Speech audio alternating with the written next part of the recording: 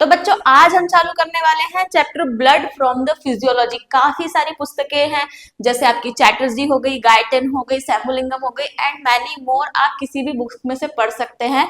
I will provide you simple notes. तो पहले हम इंट्रोडक्शन देखेंगे कि आखिर ये ब्लड होता क्या है। तो ब्लड भाई कोई नॉर्मल सा लिक्विड नहीं है, आखिर हमारी बॉडी को चला रहा है। सोचो तो नॉर्मल लिक्विड कैसे हो सकता है।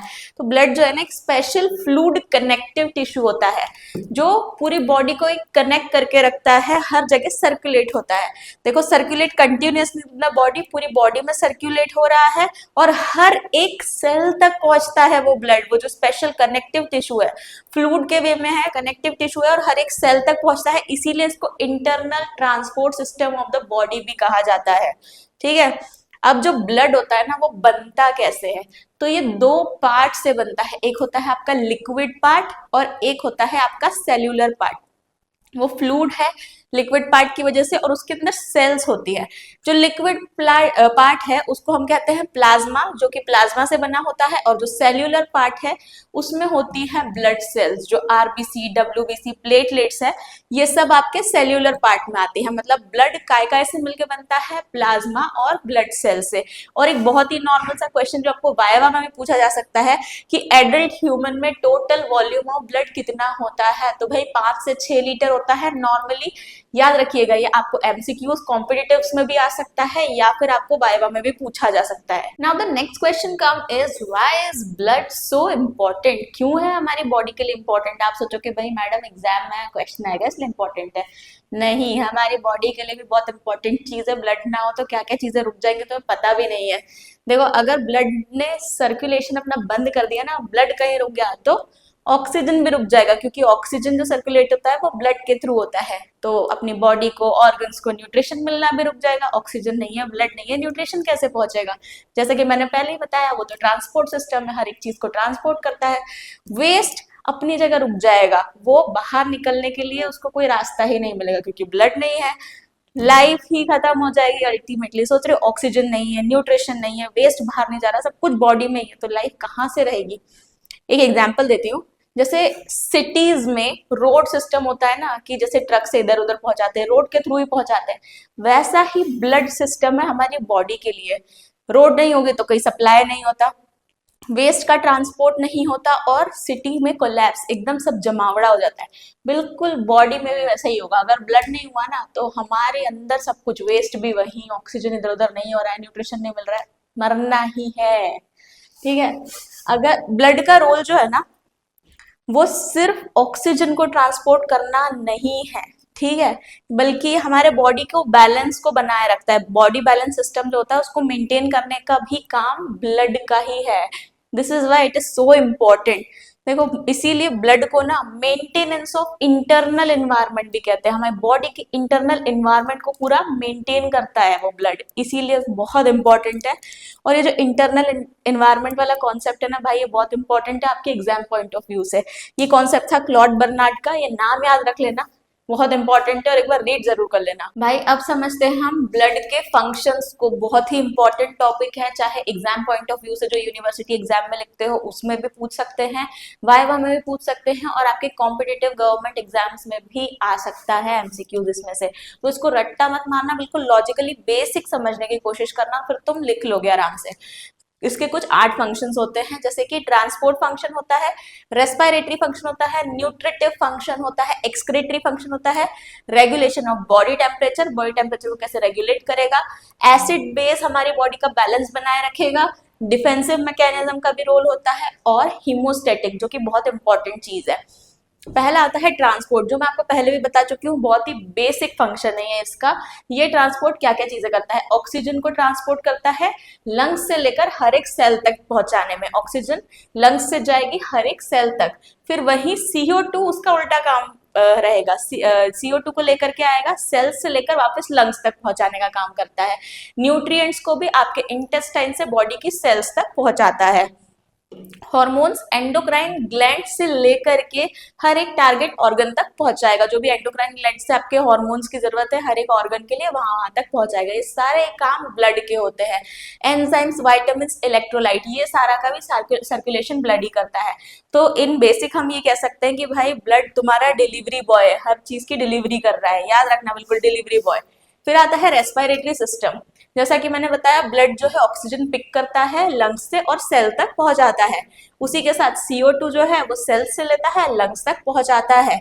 स्पेशली अब इसमें क्या होता है कि ब्लड सेल इन्वॉल्व होते हैं। इसमें जो ब्लड का काम है ये सिर्फ ब्लड सेल का काम है, specially RBC, red blood cells. क्योंकि रेड ब्लड सेल्स में हीमोग्लोबिन होता है जो कि ऑक्सीजन को बाइंड करता है। ये मैं आगे बताऊंगी किस तरीके से करता है। तो RBC का इसमें मेन काम है क्योंकि इसमें हीमोग्लोबिन है और वो ऑक्सीजन को बाइंड करके रख रहा है। इसीलिए अगर एनीमिया होता है मतलब हीमोग्लोबिन कम हो गया है, ऑक्सीजन बाइंडिंग कम हो गई है, सो आदमी वीक लगेगा।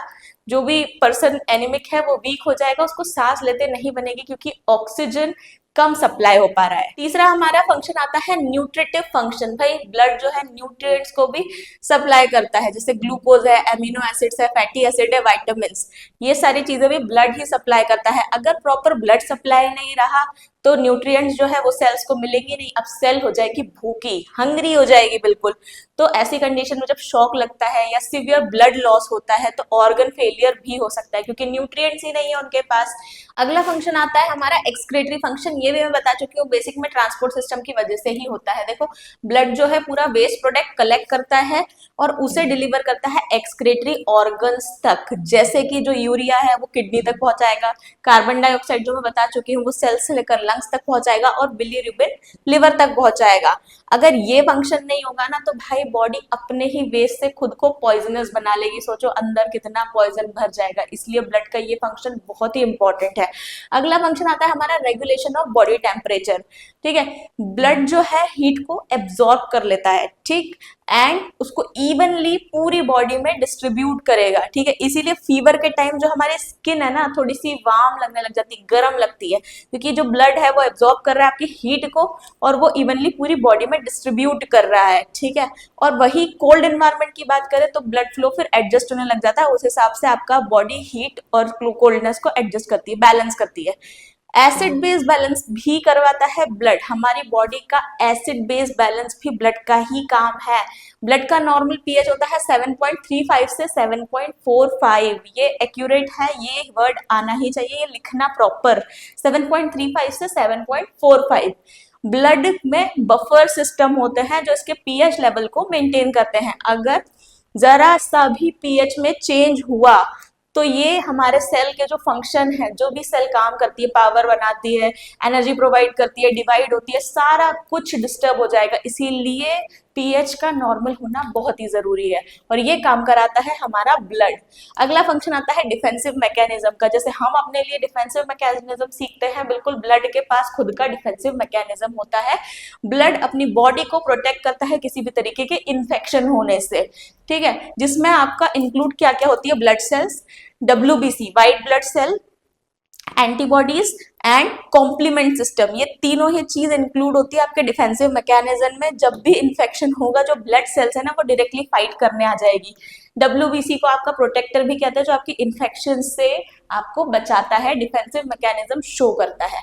एंड लास्ट फंक्शन है जो हमारा हीमोस्टैटिक फंक्शन। भाई बहुत ही इंपॉर्टेंट फंक्शन है, इसको लॉजिकली समझना, रटना मत, समझो। हीमोस्टेसिस, हीमो मतलब हीमोग्लोबिन ब्लड, और स्टेसिस यानी रोक देना, यानी ब्लीडिंग कहीं हो रही है तो उसको रोक देना। ये काम होता है आपकी प्लेटलेट्स का और क्लॉटिंग फैक्टर्स का।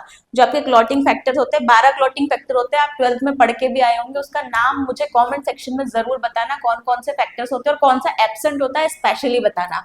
सो हीमोस्टेसिस का मतलब होता है ब्लड को रोकना, जिसमें पर्टिकुलरली इंक्लूड होते हैं आपकी प्लेटलेट्स और क्लॉटिंग फैक्टर्स। इनकी हेल्प से आपकी जो ब्लड क्लॉटिंग है वो रुक जाती है। इसको भी हम बहुत डिटेल में पढ़ेंगे। तो ये सारे इसके फंक्शंस थे बहुत ही शॉर्ट और सिंपल वे में इसको याद मत कीजिएगा, लॉजिकली समझिएगा कि क्या क्या ब्लड आपके अंदर फंक्शन कर सकता है। अब आता है भाई कंपोजिशन ऑफ ब्लड, ब्लड किन किन चीजों से बना है, ये भी बहुत इंपॉर्टेंट टॉपिक है, ध्यान से समझना। इसको अगर आपने इजीली समझ लिया तो इसके आगे की जो डिटेल्ड चीजें हैं वो बहुत ही इजीली आप समझ जाओगे।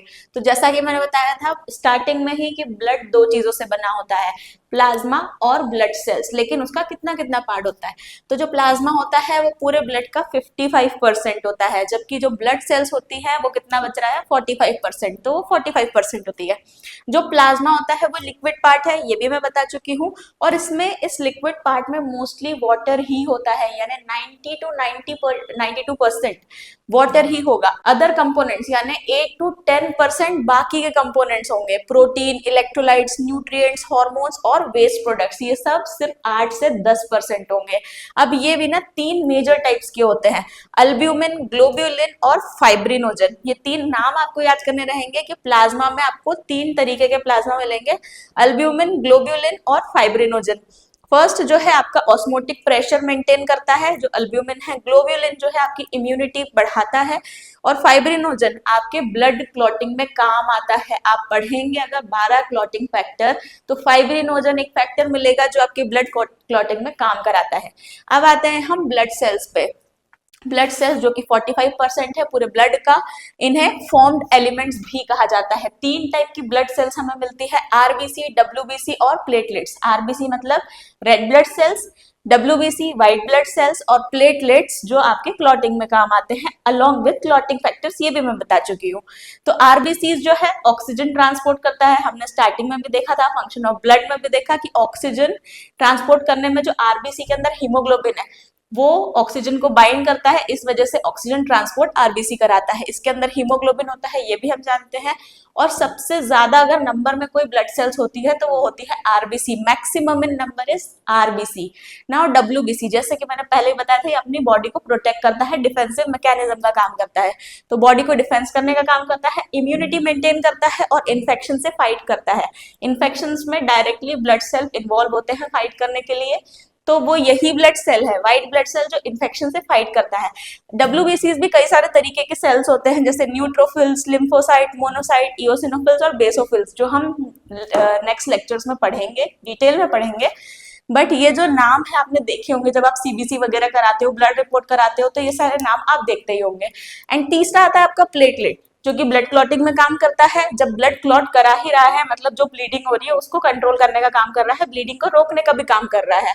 और साथ ही साथ सिर्फ ब्लीडिंग रोकेगा नहीं, क्लॉटिंग करेगा नहीं, ये वेसल जो है उसको भी रिपेयर कराएगा। कहीं पे रप्चर हुई है वेसल तो उसको भी प्लेटलेट ही रिपेयर करता है। मतलब कितना महत्वपूर्ण काम है ये पूरे ब्लड का। तो ये बहुत ही इंपॉर्टेंट चीज है, इसको बहुत डिटेल में भी हमें पढ़ना है, जो हम नेक्स्ट वीडियो में जरूर पढ़ेंगे। अच्छा, वीडियो के अंत में आपके लिए क्वेश्चन है कि एक हीमोग्लोबिन कितने ऑक्सीजन को बाइंड करता है, मुझे कमेंट्स करके जरूर बताना।